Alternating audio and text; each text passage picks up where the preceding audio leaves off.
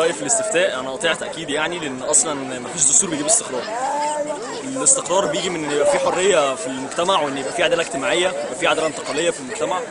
في حاجات كتير قوي هي اللي بتجيب الاستقرار فعلا، مش مجرد دستور، مش مجرد نعم او لا على دستور. هو يعني الكلمة اللي عايز اقولها على نتيجة الاستفتاء هي حاجة واحدة، ان مصر الحمد لله شدت حيلها ورجعت تجيب مجموع زي الأول. انا صغير جدا ان ايام مبارك كانت بتبقى من 99%. الحمد لله احنا تقدمنا جدا وعملنا ثوره وفراغ شعبي كبير جدا، في الاخر بقت 98%. فانا في رايي كان من الاول نقعد نتفاوض مع مبارك في ال1% دول بدل ما عملنا الثوره والناس دي كلها ماتت.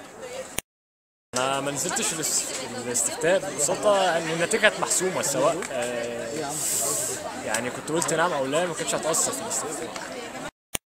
اسموش دستور، اسمه وثيقة عسكرية تمت عن طريق لجنة معينة من قبل العسكر، ليست عن طريق انتخاب من الشعب، لا تمثل عن الشعب المصري. الوثيقة دي نهايتها أصلا صفحة المهملات، لا تعبر عن الشعب المصري جملة وتفصيلا، تعبر عن فئة معينة بس اللي هي فئة العسكر والراضين عن حكم العسكر. بص انا مش هعترض على النسبه الكبيره بتاعت نعم، كده كده كل اللي نازل كان هيقول نعم. بس انا هعترض على حاجه، نسبه الناس اللي شاركوا بيقول لك 20 مليون في دستور 2012. الفلول حشدوا والجيش حشد والاخوان حشدوا والتيار الاسلامي، كل التيارات حشدت، وفي الاخر الناس اللي نزلت حوالي 18 مليون او 17 مليون. ازاي بقى دلوقتي لما المفروض ان نصهم يقاطعوا 20 مليون ينزلوا؟